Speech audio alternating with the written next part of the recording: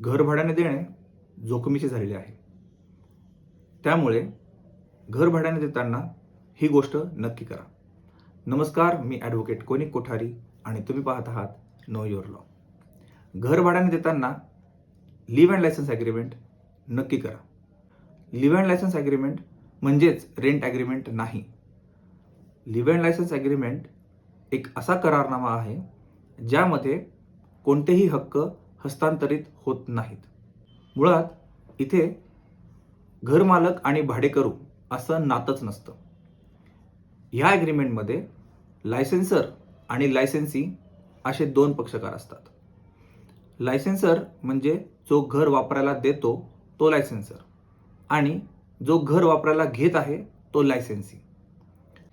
घर वापरायच्या अधिकाराला लायसन्स म्हणतात आणि इथे रेंट दिले जात नाही तर लायसन्स फी दिली जाते. महाराष्ट्र रेंट कंट्रोल ॲक्ट आणि इंडियन इजमेंट ॲक्ट ह्या कायद्यांमध्ये लिव्ह अँड लायसन्स ॲग्रीमेंटची तरतूद आहे. पुढची महत्त्वाची गोष्ट म्हणजे लिव्ह अँड लायसन्स ॲग्रीमेंट हे ओपन लँडचं केलं जात नाही.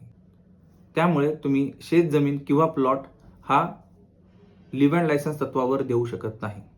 त्यासाठी तुम्हाला घर, दुकान, इमारत, बंगला अशा बांधीव मिळकतीच लिव्ह अँड लायसन्सने देता येतात. ह्या करारनाम्याच्या मुदतीसाठी कोणतीही बाधा नाही. तुम्ही 11 महिन्यासाठी करू शकता, 1 वर्षासाठी करू शकता, 3, 5 किंवा त्याही पुढे अधिक काळासाठी करू शकता.